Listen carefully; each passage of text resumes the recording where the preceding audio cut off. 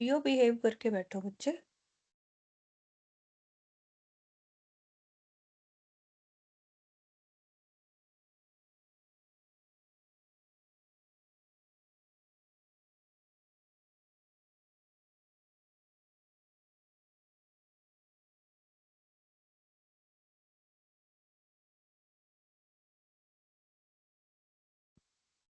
अब मैंने इसकी 2 खोल ली हैं, ठीक है। एक में आपका ये सॉल्यूशन आ रहा है, दूसरे में मैं इसका खोलती हूँ।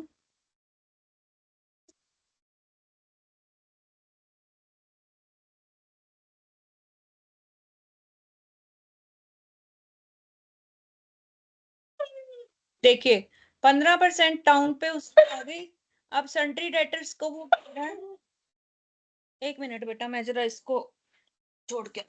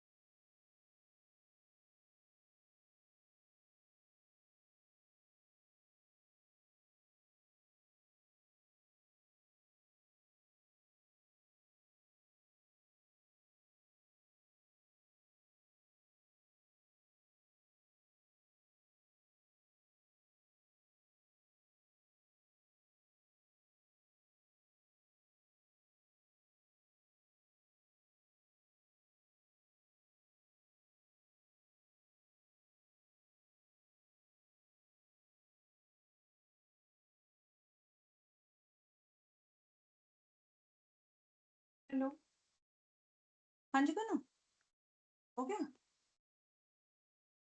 ਉਹ ਮੈਂ ਕਹਿਤਾ ਸੀ ਸੋਨਿਕਾ ਮੈਮ ਨੂੰ, ਉਹਨਾਂ ਨੇ ਕੱਟ ਦਿੱਤਾ ਚਾਰਜਰ। ਸੋਨਿਕਾ ਮੈਮ ਨੂੰ ਕਹਿਤਾ ਸੀ ਮੈਂ, ਤੁਸੀਂ ਗੱਲ ਕਰੋ ਸੋਨਿਕਾ ਮੈਮ ਨਾਲ।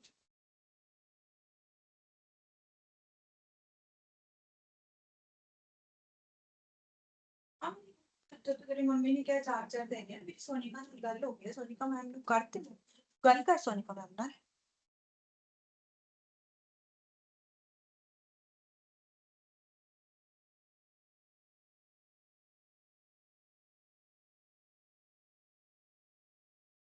हाँ जी, portion of sundry debtors amounting to 9,000 estimated unrealisable. तो अब देखो 89,000 के आपके डेटर हैं, जिसमें से 9,000 तो बिल्कुल भी नहीं आने, तो बाकी कितने आएंगे? हाँ जी बेटा 80,000। 80,000। तो अब देखो इसने डेटर्स 80,000 के ले लिए आपके, ठीक है। क्लियर हो गया ये? हाँ जी, किसने पूछा था ये क्वेश्चन? मेरे को जवाब नहीं आ रहा। किसने पूछा था ये question?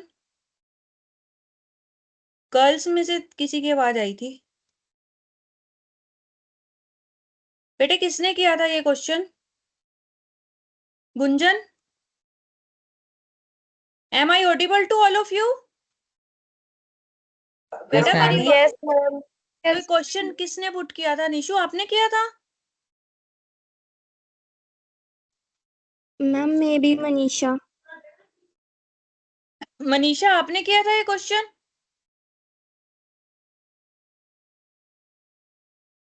Himanshi, Gunjan, ma'am ma'am Manisha. Manisha ने किया है, मनीषा बोल और रही है मनीषा की आवाज ही नहीं आ रही है। नहीं मैम, मनीषा ने ये क्वेश्चन पुट किया था, वो एक बार बोली है, अभी वो बोल नहीं रही है, पता नहीं क्यों। हाँ Manisha, are you there? Manisha, हाल है क्वेश्चन पूछ मैम के व्हाट्सएप और मैसेज कर रही है मनीषा। है। मैम ग्रुप में यस मैम व्हाट्सएप लिखा है उसने। मैसेज कर रही है। बेटा यस मैम। आपकी आवाज नहीं आ रही मुझे, अपना माइक ऑन करो, अनम्यूट करो खुद को।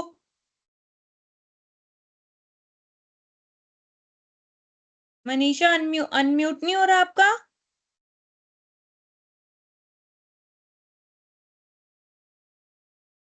आपको समझ आ रहा है question? Manisha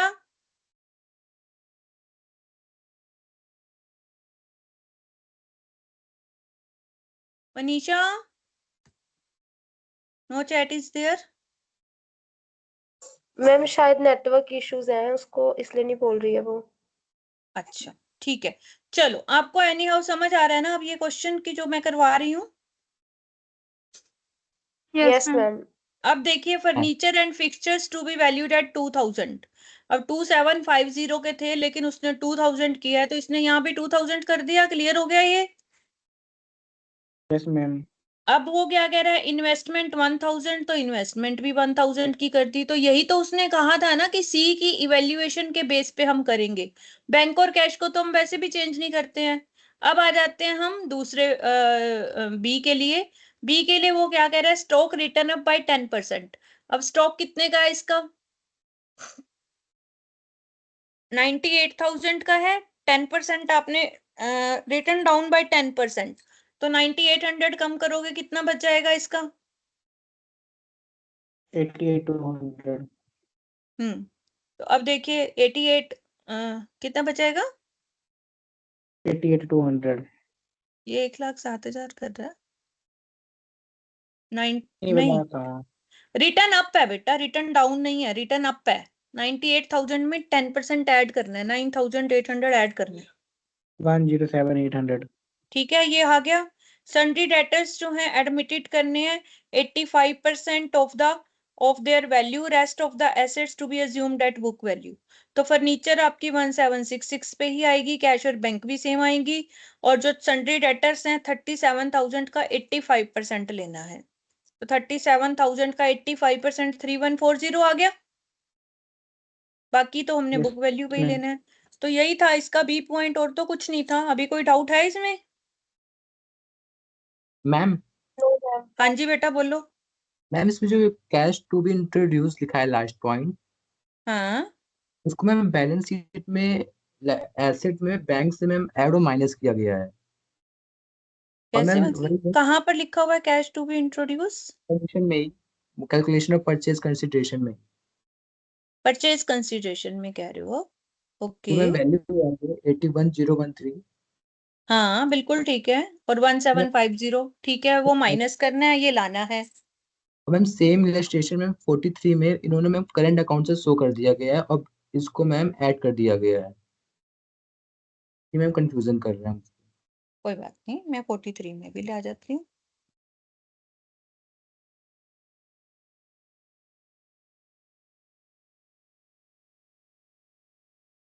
ma'am point B में ये चीज मेंशन की गई है क्या? कि ए और बी ने कंट्रीब्यूशन की है। ठीक है, वो तो करेंगे ही, उनको बंद करना है ना अपना अकाउंट। यहाँ पर वो क्या कह रहा है देखिए, सेम क्वेश्चन है। Yes ma'am.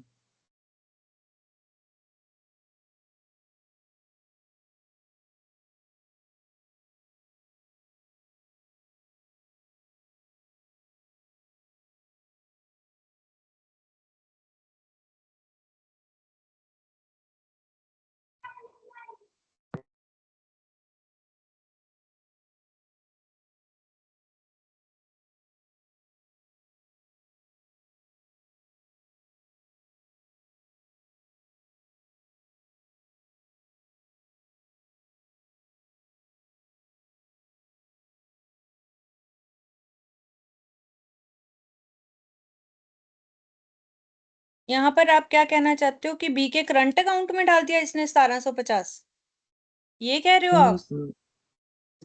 हैं? Yes ma'am. यही यही कंफ्यूजन कर रहा है आपको? Yes ma'am. और यहाँ पर उसने बी के करंट अकाउंट में नहीं डाला होगा। वहाँ पे मैम बैंक से लेस कर दिया गया है। हाँ वो मैं समझ गई आपकी बात, बहुत योर पॉइंट। इसमें बैलेंस शीट बनाई है इसने? अच्छा ये है ए बी, ओके।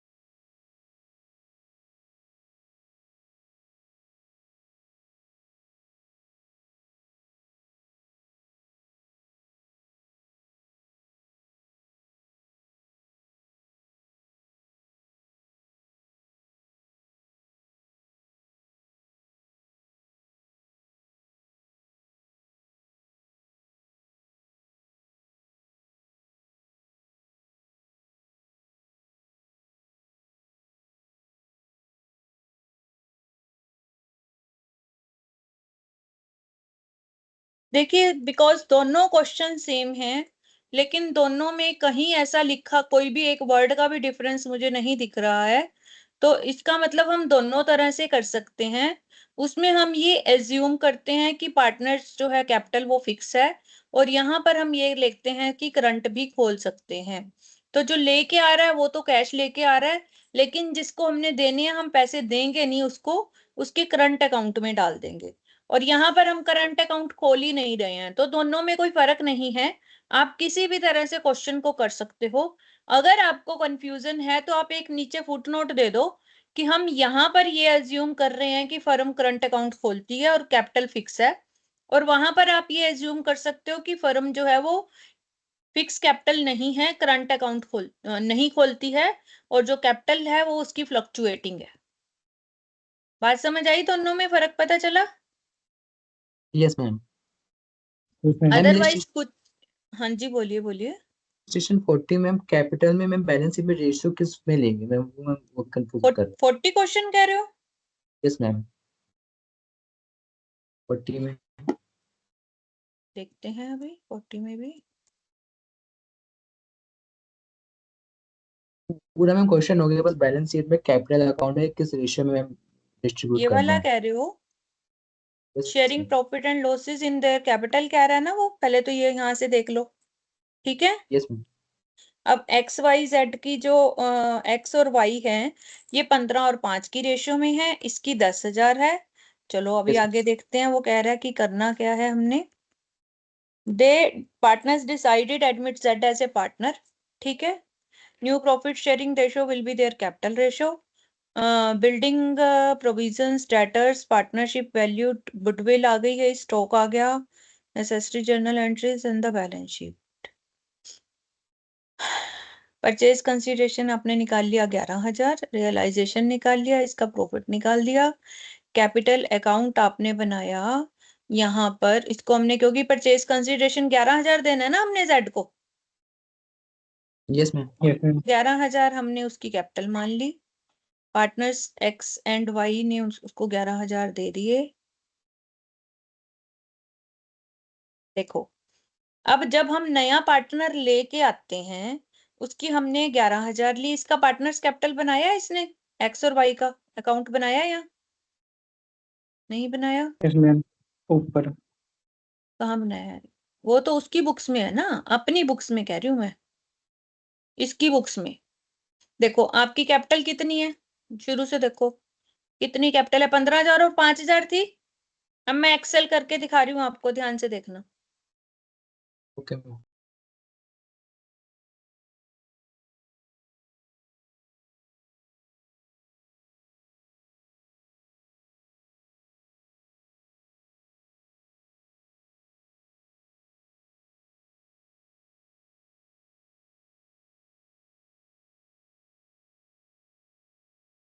दिख रही है एक्सेल आप लोगों को? Yes ma'am. Yes ma'am. अब यहाँ देखिए, ये आपकी कैपिटल अकाउंट, ठीक है। हमारे पास दो पार्टनर हैं,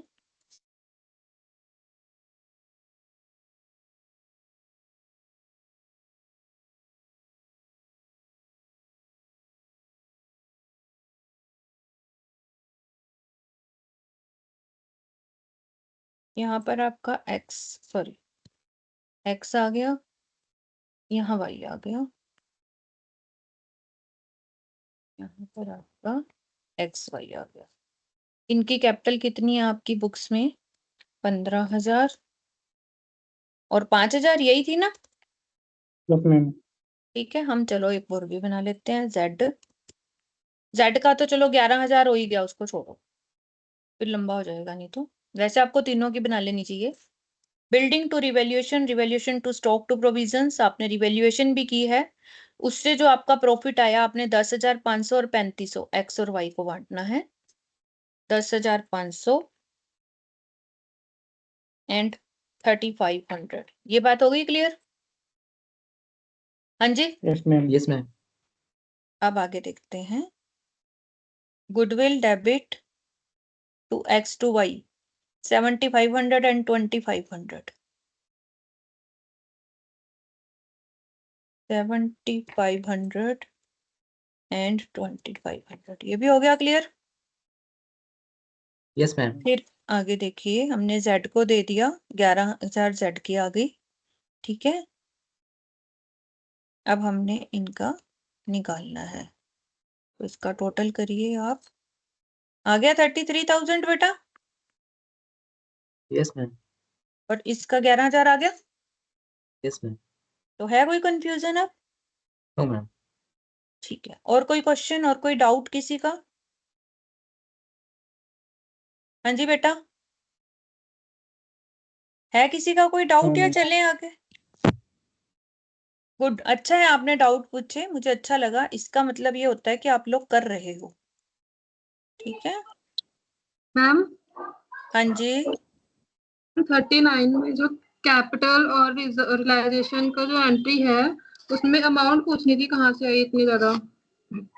39 में जी। अभी ले लेते हैं, 1 मिनट रुको।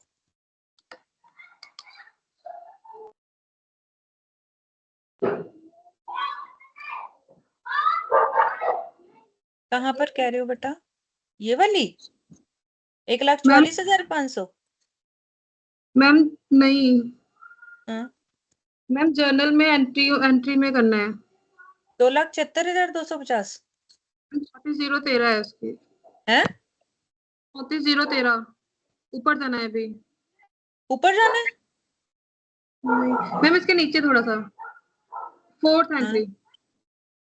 ये वाली हाँ जी मैम। 34,013, ये तो लॉस होगा ना रियलाइजेशन का, वो ट्रांसफर करना है ना हमने कैपिटल में। जब जिसकी बुक्स आप बंद कर रहे हो, उसकी बुक्स का लॉस जो है रियलाइजेशन का, उसकी कैपिटल में ट्रांसफर करोगे ना। Okay ma'am. रियलाइजेशन अकाउंट बनाया करो ना साथ साथ, तभी पता चलेगा ना आपको, ठीक है। Hello, okay ma'am. हाँ जी मैम। हाँ जी। हाँ जी, चलो हो गया। नहीं तो मैं चार्जर तो बोल दिए थे उसको, सोनिका मैम को। तो फिर हुए, उन्होंने मेरे को कमिट किया है कि मैं, 1 मिनट बेटा, कि मैं देती हूँ।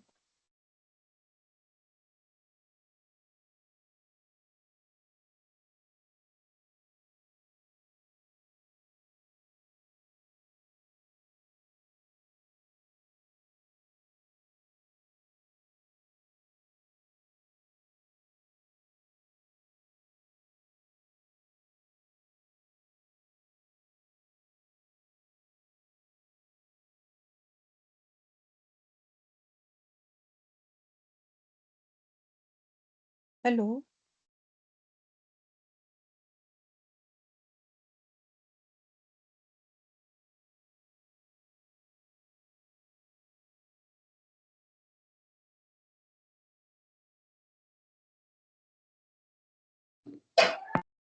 हाँ जी बेटा। अब आगे हमने करना है इसके बाद, conversion of partnership firm into company and sale of partnership firm to a company, ठीक है। आपने क्या करना है, पार्टनरशिप फॉर्म को कंपनी में करना है कन्वर्ट, या फिर सेल करना है पार्टनरशिप फॉर्म को कंपनी में। मोर और लेस दोनों चीजें सेम है। आपने सिर्फ करना क्या है कि पार्टनरशिप को खत्म करना है, उसकी रियलाइजेशन बनानी है जैसे हम खत्म करते हैं, और एंट्रीज जो है एक नई कंपनी में डालनी है। कंपनी में एंट्री डालने से क्या होगा, अब आप शेयर्स इशू करोगे, शेयर कैपिटल नहीं करोगे। ये बात समझ आ गई? हाँ जी बेटा। Yes ma'am. For various reasons, an existing partnership may sell its entire business to the existing joint stock company. It can also convert itself into joint stock company.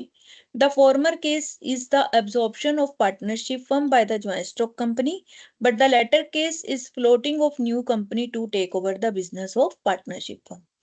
In either of the above cases, the existing partnership firm is dissolved and all the books of accounts are closed. Broadly, the procedure of liquidation of partnership business is same as what has already been explained in amalgamation. तो same ही रहेगा आपका। Some important points जो आपको ध्यान रखने हैं यहाँ पर परचेज कंसिडरेशन जो है वो सेटिस्फाइड रहेगा, कंपनी कितना देगी, या तो आपको वो कैश देगी या शेयर देगी या डिबेंचर देगी या दोनों का कॉम्बिनेशन देगी। समझ आ गया आपको? यस ठीक मैम। है। अब जो शेयर देगी कंपनी वो इक्विटी भी होते हैं, प्रेफरेंस शेयर भी हो सकते हैं, वो एट पार भी हो सकते हैं, एट प्रीमियम भी हो सकते हैं, एट डिस्काउंट भी हो सकते हैं। तो आपको इन चीजों का ध्यान रखना है। ठीक है। In the absence of any agreement, share received from purchasing company distributed among the partners. अगर कुछ ना लिखा हो तो पार्टनर्स को प्रॉफिट एंड लॉस की रेशो में उनके शेयर बांट देने हैं जो कंपनी से मिलेंगे। ये बात क्लियर होगी आप सबको? हम्म। तो बाकी एंट्रीज वही रहेंगी। आपने रियलाइजेशन में सारी एसेट्स डाल दी, लाइबिलिटीज डाल दी, परचेज कंसिडरेशन निकाल दिया, उसके लिए परचेज टू रियलाइजेशन करोगे। पर रियलाइजेशन का जो लॉस या प्रॉफिट होगा वो उनकी कैपिटल में डाल दोगे। कोई एसेट पार्टनर लेके जा रहा है तो कैपिटल टू एसेट, कोई लाइबिलिटी लेके जा रहा है तो रियलाइजेशन टू कैपिटल, कोई बैंक जो है asset taken over by company ने को जो ले लिया आपके लिए, उसके लिए बैंक कैश दे रही है कंपनी, तो बैंक टू रियलाइजेशन। कोई अनरिकॉर्डेड एसेट है, एसेट टू कैपिटल, और वो कोई पर्सन लेके जा रहा है, यानी सभी एंट्रीज वही हैं जो आपने पहले की हैं। ये बात समझ आ गई आपको?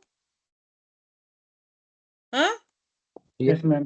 Yes ma'am. सिर्फ एंड में आपकी एंट्री जो चेंज होगी वो क्या होगी कि जब आपको पैसे मिल रहे हैं, परचेज कंसिडरेशन मिल रहा है, वो किस रूप में मिल रहा है, यहाँ पर आपके आके क्वेश्चन चेंज होता है। बाकी सारा क्वेश्चन सेम है। यहाँ पर या तो आपको शेयर्स मिलेंगे कंपनी के, या डिवेंचर्स मिलेंगे, या कैश मिलेगा टू परचेजिंग कंपनी। ये बात क्लियर हो गई? मैम। फिर जब आपको यस मैम। परचेजिंग कंपनी ने जो भी दिया, अब आपने पार्टनर्स में बांटना है, तो partners capital debit to shares to debenture to cash, जो भी मिलेगा वो बांट दो। ठीक है, समझ आ गई आपको? Yes ma'am. Yes ma'am. बाकी सारा कुछ सेम है। गुडविल भी वही आएगी कि अगर आप ज्यादा पैसे दे रहे हो तो गुडविल में चला जाएगा, कम दे रहे हो तो कैपिटल रिजर्व में आ जाएगा, और कुछ भी नहीं है। परचेज कंसिड ये अच्छा उसकी बुक्स में है, कंपनी की बुक्स में अगर कंपनी कम पैसे दे रही है, परचेज कंसिडरेशन कम दे रही है, ज्यादा पैसे ज्यादा सामान ले रही है, तो इसका मतलब वो गुडविल के पैसे हैं, गुडविल में चले जाएंगे। और कंपनी ज्यादा taken over more than purchase consideration, company ले ज्यादा रही है, पैसे कम दे रही है, तो कंपनी को प्रॉफिट है, प्रॉफिट कैपिटल रिजर्व में जाएगा। और अगर कंपनी ज्यादा पैसे दे रही है तो वो गुडविल में जाएंगे। ठीक है, क्लियर? जब पेमेंट करेगी कंपनी तो firm debit to share capital to security premium to debenture to bank. तो अब हम सीधा क्वेश्चन पे आएंगे। X and Y were partnership in XY and company sharing profits in the proportion of 3:2. On 31st March 2023, they accepted the offer from P Limited to acquire at the date their fixed assets and stock at an agreed price 7,20,000. Debtor, creditor, bank overdraft would be collected and discharged by partnership firm. The purchase consideration जो है 7,20,000 है, उसमें 3,60,000 cash मिलेगा, debenture मिलेंगे आपको 1,80,000 के, वो भी एट पार, इक्विटी शेयर भी एट पार मिलेंगे। अब इसका टोटल कर लो, 3,60,000 प्लस 1,80,000 प्लस 1,20,000 हो गए आपके 7,20,000। Yes ma'am. X agreed to allowed him 30,000 in compensation to be adjusted through capital accounts. ठीक है, since Y was retiring, Y was received 1,800 shares in P Limited and balance due बाकी cash ले लेगा Y। समझ आ गया आपको? अब हम इसका सॉल्यूशन देखेंगे। ये आपके एसेट्स हैं। The sale of assets to P Limited took place as agreed. Debtors से हमें 60,000 मिल रहे हैं, क्रेडिटर्स हम सेटल कर लिए हैं 1,71,000 में, क्योंकि हमने खुद करने हैं, उसने बोल दिया ऊपर आपको। ये देखो यहाँ पे लिखा हुआ है, डेटर, क्रेडिटर और बैंक ओवरड्राफ्ट जो है वो पार्टनर्स खुद करेंगे। क्लियर लिखा हुआ है ना? तो इसका मतलब कंपनी ना तो डेटर लेके जा रही है, ना क्रेडिटर लेके जा रही है, ना बैंक ओवरड्राफ्ट, सिर्फ फिक्स्ड एसेट्स लेके जा रही है, स्टॉक लेके जा रही है, दो चीजें लेके जा रही है। ठीक है। Yes ma'am. अब Yes, यहाँ ma'am. पर देखो, डेटर से आपको 60,000 मिले, क्रेडिटर्स को आपको 1,71,000 देने पड़े। आपको एंट्रीज करनी है। सबसे पहले हमने रियलाइजेशन अकाउंट बनाना है। रियलाइजेशन में सारी एसेट्स डाल दो और सारी लाइबिलिटीज भी डाल दो। फिर परचेज कंसिडरेशन की एंट्री आएगी, बी लिमिटेड टू रियलाइजेशन। एक तरह से हमने सेल कर दी ना सारी चीजें उसको। ठीक है, क्लियर हो गई। Yes ma'am. और उसकी एंट्री फिर क्या आएगी, बैंक मिल रहे, बैंक से हमें 3,60,000 मिल रहे हैं, डिबेंचर मिल रहे हैं, शेयर मिल रहे हैं हमें। उसने 12,000 लिखा, 18,000 होना चाहिए। देखो 1,80,000 के शेयर है ना। क्वेश्चन में मिस प्रिंटिंग है बेटा, 12,000 नहीं है, वो 18,000 शेयर्स हैं। ठीक है। 2P limited 7,20,000। बैंक से आपको 60,000 मिले, कौन से, डेटर से। और लाइबिलिटीज आपने पे की तो उसके लिए creditor debit to bank 1,71,000। Realisation का जो प्रॉफिट है वो आपने दोनों को बांट दिया उनके प्रॉफिट लॉस शेयरिंग रेशियो में। यहाँ तक क्लियर हो गया सारा कुछ। Yes ma'am. अब लोन ले, जो एक्स से लोन लिया हुआ था वो भी कंपनी नहीं लेके जा रही है, वो हमने एक्स की कैपिटल में डाल दिया। लोन तो हम कैपिटल में डाल देते हैं ना, याद है। यस ठीक मैम। है। अब X capital debit to Y capital, अभी इसने कहा ना 30,000 की कंपनसेशन देगा एक्स वाई को, क्योंकि वाई रिटायर हो रहा है।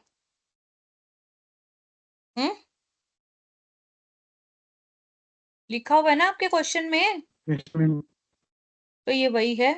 फिर एक्स कैपिटल डेबिट टू, अब जो शेयर्स मिले हैं, इसको हमने कितने शेयर दिए हैं वाई को, अभी हमने पढ़ा था 27,000 के शेयर दिए हैं, वो कह रहा है ऊपर लिखा हुआ है। और बैंक में 18,600 दिए हैं, ये देख लेते हैं हम यहाँ पर।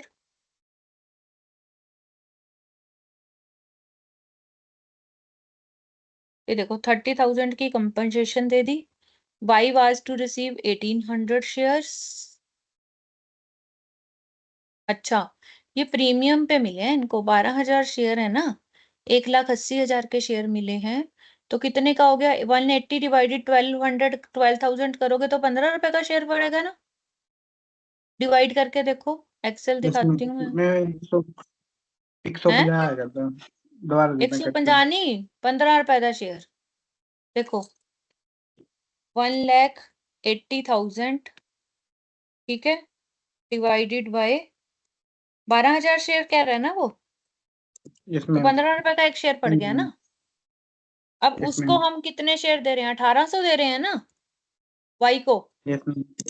तो इंटू 15 करेंगे ना, इंटू 15, तो इसका मतलब 27,000 के शेयर दे रहे हैं ना हम उसको। Yes ma'am. प्रीमियम की एंट्री तो पी लिमिटेड की बुक्स में आएगी ना, हमारी बुक्स में थोड़ी ना आएगी। समझ आई आपको ये बात। Yes ma'am. Yes ma'am. तो अब देखिए यहाँ पर हम बाई को दे देंगे बैंक का 18,600, 27,000 के शेयर। ठीक है, अभी यहाँ से देख लेते हैं तो 28 दो तरफ निकालते हैं।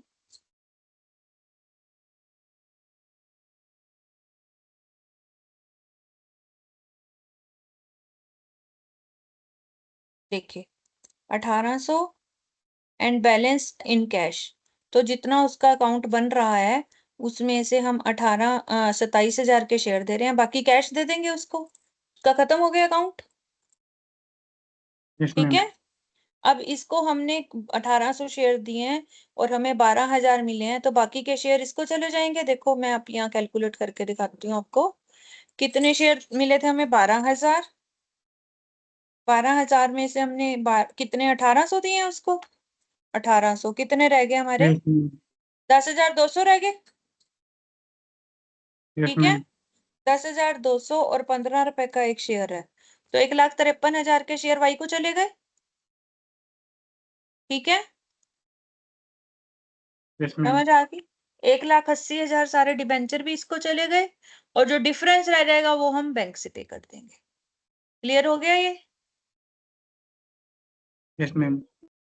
तो यही हमने यहाँ रियलाइजेशन में किया, फिर बैंक अकाउंट बनाया, उसके बाद पार्टनर्स कैपिटल अकाउंट बनाया, ये खत्म हो गया। समझ आ गया आपको। ये इसने निकाला भी है 15 रुपए का यस एक मैम। शेयर। कर लोगे ये। Yes ma'am. Yes ma'am. तो ये आपने करना है आज। Conversion into partnership form. उसके बाद आता है आपके पास accounting of limited liability partnership. ये थोड़ा सा डिफरेंट कंसेप्ट है। लिमिटेड लायबिलिटी पार्टनरशिप, इसमें फर्क क्या होता है कि पार्टनर्स की लायबिलिटी लिमिटेड रहती है।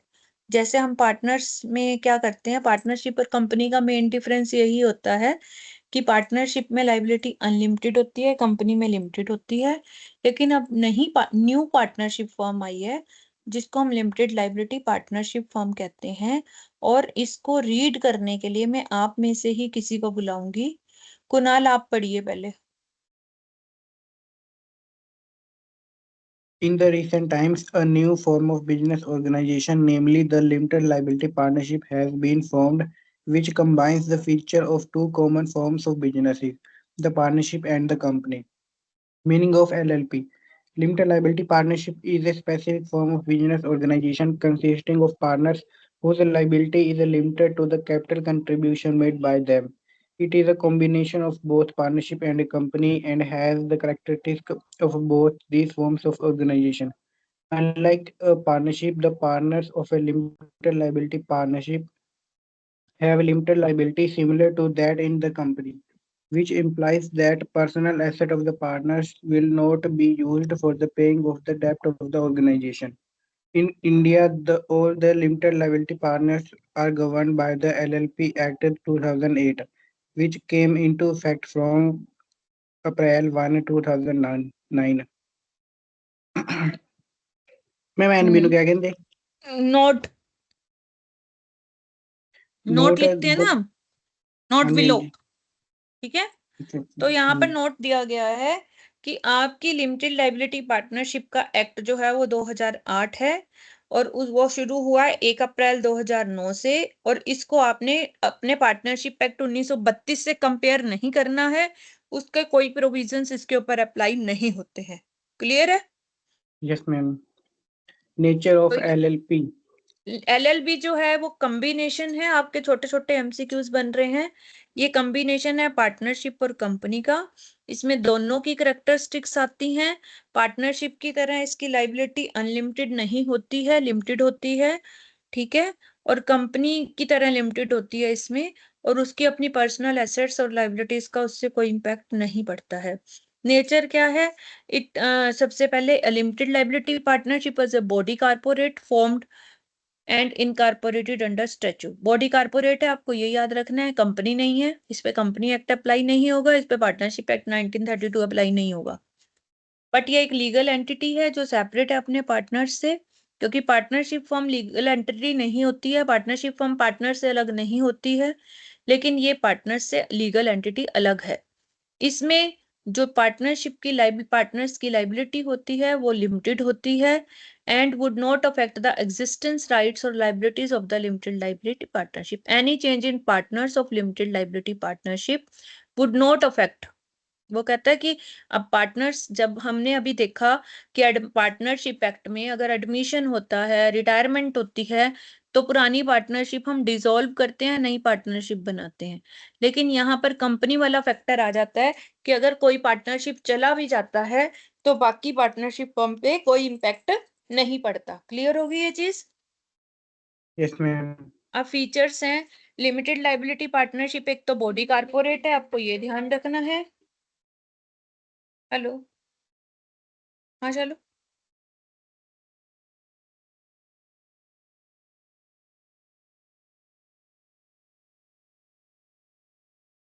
चलो मैं ना अभी क्लास में हूँ, बाद में करते हूँ आपको।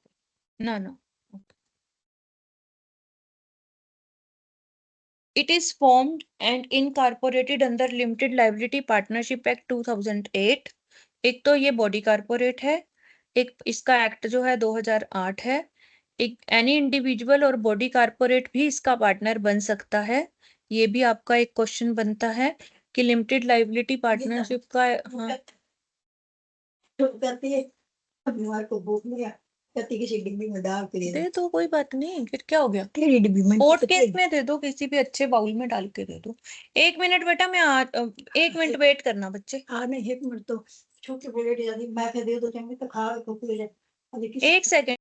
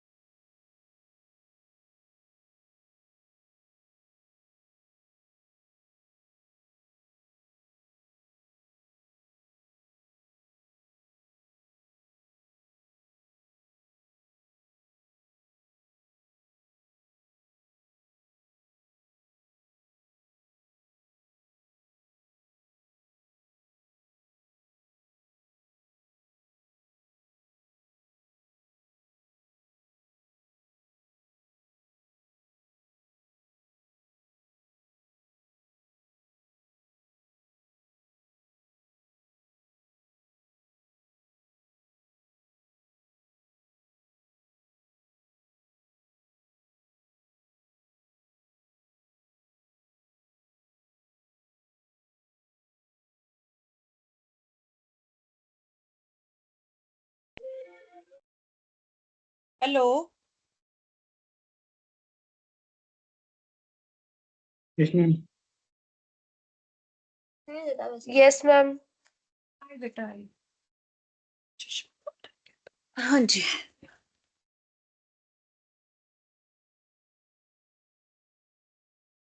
तो मैं फिर से रिपीट कर रही हूँ, features of limited liability partnership. A limited liability partnership is a body corporate. पहले आपने पॉइंट याद रखना है, ये पेपर में क्वेश्चन आने वाला में से है।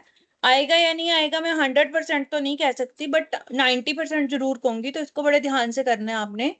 एक तो ये बॉडी का, इसमें से एमसीक्यू भी बहुत बनते हैं। पहला पॉइंट है ये बॉडी कॉर्पोरेट है। दूसरा जो है ये लिमिटेड पार्टनरशिप एक्ट 2008 में बनाया गया है। इंडिविजुअल और बॉडी कॉर्पोरेट कोई भी इसमें पार्टनर बन सकता है। हाँ जी बोलो। किसी में भी दे दो।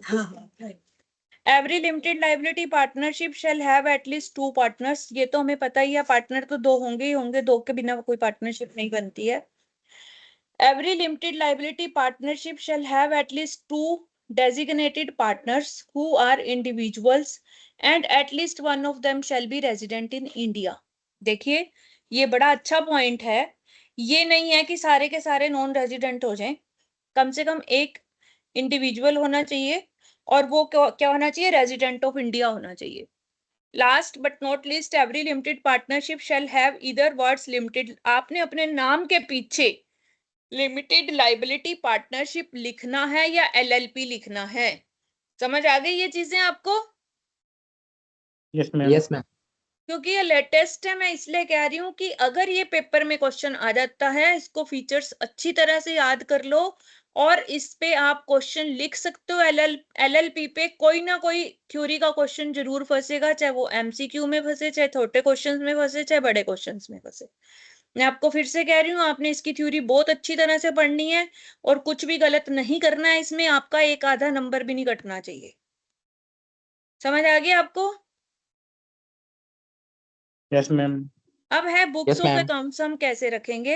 As per section 34 of limited liability partnership act 2008, और limited liability partnership shall maintain such proper books of accounts as may be prescribed relating to affairs of each year existence of cash or accrual basis according to double entry system। सारी books हमने वैसे ही रखनी है जैसे हम बाकी चीजों में रखते हैं। डबल एंट्री सिस्टम के हिसाब से हमने चलना है, एक्रूअल बेसिस पे रखनी है, ठीक है। और अपने रजिस्टर्ड ऑफिस में रखनी है। कहां पर रखनी है? जो इसका मेन रजिस्टर्ड ऑफिस होगा, जो आपने जिस नाम पे, जिस एड्रेस पे इसको रजिस्टर्ड करवाया। As per rule 24 of the limited liability partnership rules जो हैं इसके 2009 है, एक्ट 2008 है, इस बात को आपने याद रखना है। Every limited liability partnership shall keep books of accounts which are sufficient to show and explain the limited liability partnership transactions and are such as disclose with reasonable accuracy। Disclosure जरूरी है क्योंकि कंपनीज में हम disclosure करते हैं। Reasonable disclosure with accuracy होना चाहिए आपका। फाइनेंशियल पोजीशन जो आपने दिखानी है, जो उसकी डिस्क्लोजर भी देनी है। Enable the designated partners to ensure that statement of accounts and solvency prepared under this rules complies with the requirement of the act। तो जो इसके designated partner होंगे, जो रेजिडेंट भी हमने पढ़ा होंगे, उनको जरूरी है कि वो बताएंगे कि हमारी जो स्टेटमेंट ऑफ अकाउंट्स हैं वो ट्रू एंड फेयर पिक्चर दिखा रही हैं और हम सॉल्वेंट हैं। सॉल्वेंसी सर्टिफिकेट भी देना जरूरी है। आगे है books of accounts of shall contain particulars of all sum of money received and expended by the limited liability partnership and matters in respect of which the receipt and expenditure take place। ठीक है, तो आपने जो है जितना पैसा आ रहा है, जहां खर्च कर रहे हो, उसका सारा रिकॉर्ड रखना है। एसेट्स एंड लाइबिलिटीज का रिकॉर्ड रखना है। Goods purchased, inventory, work in progress, finish goods, cost of goods sold and any other particulars जो है आपने सारे रखने हैं, जो हम नॉर्मली अकाउंट्स में रखते ही रखते हैं। समझ आ गई आपको? Yes, ma'am. Rule 24 of Limited Liability Partnership Rules 2009 specifies that books of accounts which a limited liability partnership is required to keep shall preserved for 8 years from the date of which they are made। अब ये क्या है आपका? MCQ है आपका। Rule ये कहता है कि जैसे फाइनेंशियल ईयर 24-25 आपने आज 31 मार्च है, खत्म हो गया, इसका रिकॉर्ड अगले आने वाले 8 सालों तक आपने रखने हैं। यानी कि 8 सालों तक आपसे कोई ये पूछे कि 25 का रिकॉर्ड दिखाओ, आप मना नहीं कर सकते हो। ये बात समझ आई? Yes ma'am. ये आपका MCQ बन रहा है। अब आगे आता है statement of accounts and insolvency. Every limited liability partnership shall within a period of 6 month from the end of each financial year, 6 महीने के अंदर अंदर आपने स्टेटमेंट ऑफ अकाउंट्स बनाने हैं, सॉल्वेंसी स्टेटमेंट देनी है, ठीक है। और such statement shall be signed. अब इसको साइन कौन करेगा, ये बात याद रख लो, ये भी आपका MCQ बन रहा है। कौन साइन करेगा? Designated partner of the limited liability partnership. As per section 36 of said act, such statement of accounts and insolvency filed by limited liability partnership with registrar shall be available for inspection by any person in such manner on the payment of such fees may be prescribed। तो आपको ये records रखने हैं और registrar के पास रखने हैं। कोई भी थर्ड पर्सन कुछ फीस देके चाहे तो आपके रिकॉर्ड्स इंस्पेक्शन कर सकता है, चेक कर सकता है रजिस्ट्रार की परमिशन से। Every limited liability partnership shall file within the prescribe time the statement of accounts and solvency with registrar every year in such form and manner accompanied by such fees as may be prescribed। जो form issue किया हुआ है उसी form पे आपने अपनी statement of account और solvency का सर्टिफिकेट देना है रजिस्ट्रार को, along with the फीस, जो उनकी फीस है। रूल 24 सब rule 3 of limited liability partnership rules 2009 specify that every limited liability partnership shall file the statement of account and solvency in form number 8। अब आपका फिर एक MCQ बन गया कि जो हम बार बार पढ़ रहे हैं कि स्टेटमेंट ऑफ अकाउंट एंड सोल्वेंसी देना है, विद इन प्रिस्क्राइब्ड फॉर्म देना है, तो वो फॉर्म नंबर 8 है। कौन सा फॉर्म नंबर है आपका? 8, ठीक है। यही लिखा हुआ है ना, इन सच फॉर्म एंड मैनर और with in the stipulated time. अब वो टाइम क्या है? With in A 30 period from the end of 6 months of the financial year. देखो 6 महीने आपको मिले, ध्यान से समझ लो, ये बातें मैं बार बार नहीं बताऊंगी और आप भूलना भी नहीं। इसमें से बहुत सारे MCQ आने वाले हैं। जब आपका 31 मार्च खत्म हुआ, 6 महीने के अंदर अंदर आपने अपने फाइनेंशियल अकाउंट्स यानी कि statement of accounts and solvency certificate आपने बनाना है।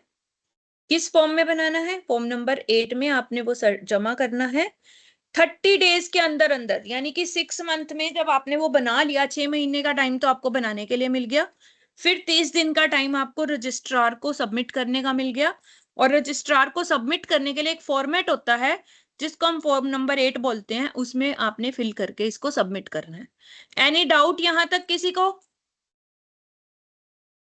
No ma'am. और ये statement of account and solvency certificate limited liability partnership के बिहाफ पे साइन कौन करेगा? Designated partner. क्लियर हो गया ये? Yes ma'am. Every limited liability partnership has to prepare the following statement of accounts in part B of the LLP form 8 pursuant to rule 24। देखो rule 24 ऊपर आ गया था, उसमें फॉर्म नंबर 8 का जिक्र किया था। फॉर्म नंबर 8 के पार्ट बी में आपने कौन कौन सी स्टेटमेंट प्रिपेयर करके देनी है? वो है statement of assets and liabilities, statement of income and expenditure. जिसको हम नॉर्मल लैंग्वेज में अगर देखें तो statement of asset and liability क्या होती है? हमारी बैलेंस शीट। और statement of income and expenditure होती है हमारी profit and loss account. Clear होगी आपको? Yes ma'am. अब आपका है ये statement of assets and liabilities का आपका फॉर्मेट है। ये मैं आपको बिल्कुल नहीं बताऊंगी, आपको इसको करने का तरीका मैंने बताना है। आपने क्या करना है, इस फॉर्मेट को पहले देख के बनाना है, दूसरी बारी बिना देखे, तीसरी बारी फिर बिना देखे, चौथी बारी फिर बिना देखे, पांचवी बारी फिर बिना देखे, तब तक बताते रहना है जब तक बिना देखे आप बिल्कुल एक भी गलती किए बिना ये फॉर्मेट नहीं बना लेते। ये बात समझ आई आपके दिमाग में? मैं आपको फिर बता रही हूँ, CMA में या कंपनी अकाउंट्स में जब CA कर रहे हो, जब CMA कर रहे हो, फॉर्मेट्स जो है they are very very very very important. पहले फॉर्मेट बनाओगे क्वेश्चन, फिर उसके अंदर करोगे। ये बात समझ आ रही है या नहीं आ रही है? Yes ma'am. Yes ma'am. तो जितनी बारी आप बना सकते हो आप बिना देखे बनाओ, और तब तक बनाते रहो जब तक आप बिना देखे एक वर्ड भी, अगर ये dash trade payable dash advance from customer लिखा हुआ है तो आपने एज इट इज कॉपी करना है इसको, एक पॉइंट भी आपने चेंज नहीं करना है फॉर्मेट में। और आपको 50% नंबर तो फॉर्मेट के ही मिल जाएंगे। 8 नंबर का क्वेश्चन है तो 4 नंबर समझो फॉर्मेट के ही मिल जाएंगे, रादर ज्यादा। ये बात समझ आई? अगर आपका फॉर्मेट बिल्कुल ठीक है और आप फिगर्स लिखने में थोड़ी बहुत गलती से गलती हो भी जाती है, वैसे तो जिसको फॉर्मेट याद होगा वो गलती करेगा नहीं, पर फिर भी होगी तो उतने नंबर नहीं कटेंगे जितना कि अगर आपका फॉर्मेट ठीक नहीं है तो कटेंगे। आगे कंटिंजेंट लाइबिलिटीज की भी नीचे फॉर्मेट दिया हुआ है, इसके बाद इनकम एंड एक्सपेंडिचर का फॉर्मेट दिया हुआ है, तो आपका यही काम है कि आपने फॉर्मेट करना है। फेलियर टू मेंटेन बुक्स हैं आगे, आई थिंक कौन पढ़ेगा इसको?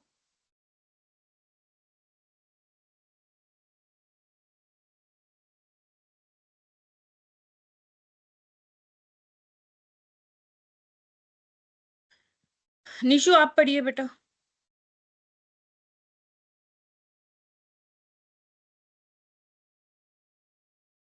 Okay, ma'am. Failure to maintain books of account, prepare statement of account, and solvency, etc. Any limited liability partnership which fails to comply with the provisions as set out under Section 34 shall be punishable with fine, which shall not be less than 25,000 rupees, but which may extend to 5 lakh rupees. And every designated partner of such limited liability partnership shall be punishable with the fine, which shall not be less than 10,000 rupees, but which may extend to 1 lakh rupees. देखिए वो कहता है कि अगर आप इसकी comply नहीं करते हो, बुक्स ऑफ अकाउंट्स जो हम बार बार पढ़ रहे हैं, रूल्स जो हमारे सेक्शन 34 में दिए गए हैं, तो उसमें आपको फाइन है। फाइन क्या है? कंपनी को फर्म को तो फाइन, लिमिटेड लाइबिलिटी पार्टनरशिप को फाइन लगेगा जो 25,000 से कम नहीं हो सकता, 25,000 से कम नहीं हो सकता, और जो एक्सटेंड हो सकता है 5 लाख तक। क्लियर है ये चीज? Yes ma'am.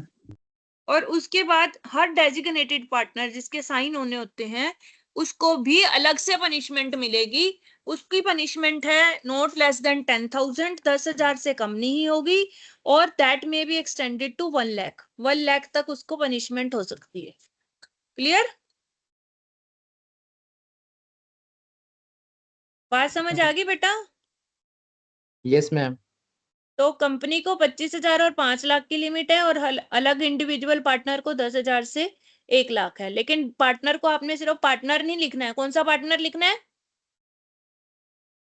LLP। नहीं बेटा, बार बार बोल रही हूं मैं, डेजिग्नेटेड पार्टनर। क्या लिखना है? Designated designated partner. पार्टनर। हाँ, अब आगे आता है, ये तो था बुक्स ऑफ अकाउंट्स का। आगे है एनुअल रिटर्न। एनुअल रिटर्न भी आपने मेंटेन करनी है। As per section 35 of limited liability act 2008, every limited liability partnership shall file an annual return. आपको एनुअल रिटर्न भी भरनी है जैसे कंपनियां भरती हैं, ड्यूली ऑथेंटिकेटेड होनी चाहिए। रजिस्ट्रार को आपने रिटर्न देनी है 60 days from closure of accounts. अब मैं आपको फिर से रिपीट कर रही हूँ, टाइमलाइंस हमेशा याद रखनी है आपने। 31 मार्च को आपका फाइनेंशियल ईयर खत्म होता है, उसके बाद आपको 6 महीने लगते हैं, 6 महीने आपको मिलते हैं अपने फाइनल अकाउंट्स को क्लोज करने के लिए। 6 महीने के बाद आपको 30 दिन मिले फॉर्म नंबर 8 सबमिट करने के लिए, जिसमें आपको 2 स्टेटमेंट देनी है, statement of assets and liability, statement of income and expenditure. अब वो कह रहा है कि आपने रिटर्न भी भरनी है रजिस्ट्रार को, जिसमें आपको 60 दिन मिल रहे हैं। उसमें 30 दिन थे, इसमें 60 दिन मिल रहे हैं, और 8 साल तक अपने रिकॉर्ड रखने हैं, सारी चीजें याद रखनी है आपने। 60 डेज आपको मिल रहे हैं क्लोजर ऑफ अकाउंट से, जो क्लोजर ऑफ अकाउंट में आपने जब भी क्लोजर किया उसके बाद आपको 60 दिन के अंदर अंदर उसकी रिटर्न फाइल करनी है। उसके साथ कोई भी रिटर्न आप फाइल करते हो, एक तो वो फॉर्म में होनी चाहिए, सच फॉर्म एंड मैनर याद रख लो, हर जगह आएगा, and accompanied by such fees. As may be prescribed, यानी जितनी भी फीस आपकी उसकी है वो भी आपको साथ देनी ही देनी है। अब यहाँ पर फिर वही आता है कि अंडर सेक्शन 35 अगर कोई भी लिमिटेड लायबिलिटी पार्टनरशिप अपनी एनुअल रिटर्न नहीं भरती है with in the stipulated time, तो उसको 25,000 से लेकर 5 लाख तक का फाइन है, और उसके डेजिग्नेटेड पार्टनर को 10,000 से लेकर 1 लाख तक का फाइन है। क्लियर हो गया ये सब? Yes ma'am. अब सेक्शन 36 क्या कहता है कि एनुअल रिटर्न जो है वो भर दी shall be available for inspection, inspection के लिए वो अवेलेबल रहती है, जैसे हमारे एनुअल अकाउंट्स अवेलेबल रहते हैं, लेकिन उसके लिए पेमेंट करनी पड़ती है कुछ फीस की। मान लो मैं किसी लिमिटेड लायबिलिटी पार्टनरशिप फर्म की अकाउंट्स देखना चाहती हूँ, तो मैं वहां जाके रजिस्ट्रार के पास कुछ फीस भरूंगी, एक एप्लीकेशन दूंगी और अकाउंट्स देख लूंगी। ठीक है। If in any return any person makes any statement which is false, अब मान लो मैंने उनकी रिटर्न देख ली और उसमें उन्होंने कोई स्टेटमेंट जो है वो गलत दी हुई है, और वो मटेरियल है particular knowing to false, particularly उन्होंने जान के झूठ बोला है, ठीक है, या छुपाया है कुछ मटेरियल फैक्ट, तो फिर हम क्या करेंगे, बता देंगे। और जब ये चीज क्लियर हो जाती है तो ये भी पनिशेबल है, गलत स्टेटमेंट देना या छुपाना। उसमें इम्प्रिजनमेंट भी हो सकती है 2 साल तक की, और उसके साथ साथ फाइन भी हो सकता है 5 लाख तक का, और 1 लाख से कम नहीं है। यानी कि गलत स्टेटमेंट देने का फाइन जो है वो 1 लाख से 5 लाख तक है, और 2 साल तक की इम्प्रिजनमेंट भी हो सकती है। क्लियर हो गया ये चीज? Yes ma'am. अब आता है अपने बुक्स ऑफ अकाउंट्स को ऑडिट भी करवाना है। The accounts of limited liability partnership shall be audited in accordance with the prescribed rules. An auditor or auditors of the limited liability partnership shall be appointed for each financial year. Her financial year के लिए auditor अलग appoint होता है, चाहे उसी को दोबारा कर लो, लेकिन ऑडिटर 1 साल के लिए ही अपॉइंट होता है। समझ आ गई आपको ये बात? Yes, ma'am. For auditing the accounts, a person shall be qualified for the appointment and auditor of the limited liability partnership unless he is chartered accountant in practice. तो कौन कर सकता है audit? Chartered accountant. Clear? Yes, ma'am. अब देखिए आपका question आता है। क्वेश्चन में आपको अगर फॉर्मेट याद है तो कुछ भी दिक्कत नहीं है। पी एंड क्यू LLP, देखो नाम के बाद हमने पढ़ा था ना LLP लिखना जरूरी है, याद है आपको? Yes, ma'am. Electric Yes, goods ma'am. है। ट्रायल बैलेंस आपको दी हुई है, ट्रायल बैलेंस से फाइनल अकाउंट्स बनाने आपको आते हैं। अब आपने करना क्या है, क्या फर्क है इसमें और बाकियों में? एडजस्टमेंट्स भी आपको करनी आती हैं। सिर्फ क्या फर्क है बताओगे? कि फॉर्मेट, फॉर्मेट आपने बिल्कुल वही बनाना है जो इसने दिया हुआ है। उसके बाद मुझे नहीं लगता कि कुछ बताना पड़ेगा आपको। डेप्रिसिएशन आपको लगानी आती है, आउटस्टैंडिंग लगानी आती है, कर सकते हो ना सब? Yes, ma'am. This is normal question. Like आपको ट्रायल बैलेंस दी हुई है, एडजस्टमेंट दी हुई है, फाइनल अकाउंट का क्वेश्चन है, सिर्फ फॉर्मेट आपको ठीक बनाना है और कुछ नहीं करना है। And with this your chapter is over now. Partnership आपकी खत्म हो गई है। अब हमारा एक टॉपिक रह गया है, lease, branch and departmental accounts, जो हम कल करेंगे। ठीक है? क्लियर है? Okay ma'am. Yes, ma'am. कल मिलते हैं फिर 7 बजे।